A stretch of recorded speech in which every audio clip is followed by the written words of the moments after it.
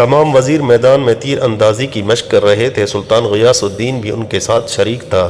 اچانک سلطان کا نشانہ خطا ہو گیا۔ وہ تیر ایک بیوہ عورت کے بچے کو جا لگا، اس سے وہ بچہ مر گیا۔ سلطان کو پتہ نہ چل سکا۔ وہ عورت قاضی سلطان کی عدالت میں پہنچ گئی۔ قاضی سراج الدین نے عورت کی طرف متوجہ ہوئے اور پوچھا، کیا بات ہے، تم کیوں رو رہی ہو؟ عورت نے روتے ہوئے سلطان کے خلاف شکایت لکھوائی کہ سلطان کے تیر سے میرا بچہ ہلاک ہو گیا ہے۔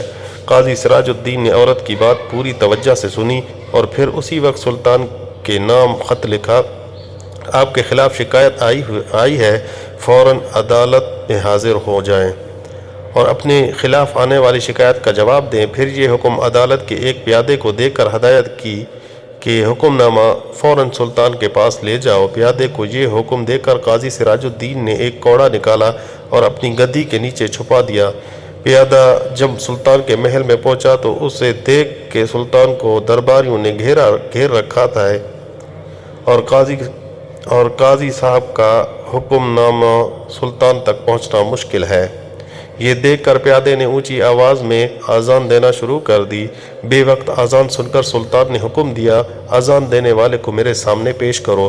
پیادے کو سلطان کے سامنے پیش کیا گیا۔ سلطان گرج کر پوچھا، بے وقت اذان کیوں دے رہے تھے؟ قاضی سراج الدین نے آپ کو عدالت میں طلب کیا ہے، آپ فوراً میرے ساتھ عدالت میں چلیں۔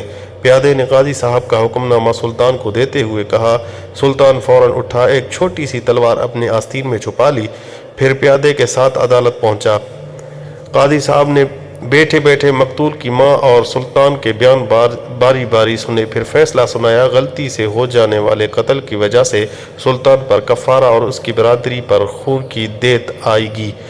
ہاں، اگر مقتول کی مال کی کچھ مقدار پر سلطان کو چھوڑا جا سکتا ہے۔ سلطان نے لڑکی کی ماں کو بہت سے مال پر راضی کر لیا، پھر قاضی سے کہا، میں نے لڑکی کی ماں کو مال پر راضی کر لیا ہے۔ قاضی صاحب نے عورت سے پوچھا، کیا آپ راضی ہو گئیں؟ جی ہاں، میں راضی ہو گئی ہوں، عورت نے قاضی صاحب کو جواب دیا۔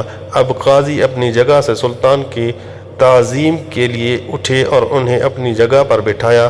سلطان بغل سے تلوار نکال کر قاضی سراج الدین کو دکھاتے ہوئے کہا، اگر آپ میری ذرا سی بھی رعایت کرتے تو میں اس تلوار سے آپ کی گردن اڑا دیتا۔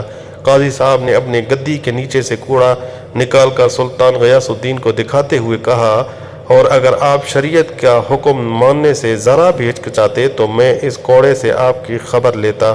بے شک یہ ہم دونوں کا امتحان تھا۔ ایسے بھی حکمران تھے اور ایسے عدل منصفین تھے۔ اللہ تعالی ہم کو ایسے عادل جج اور نیک حکمران عطا کرے۔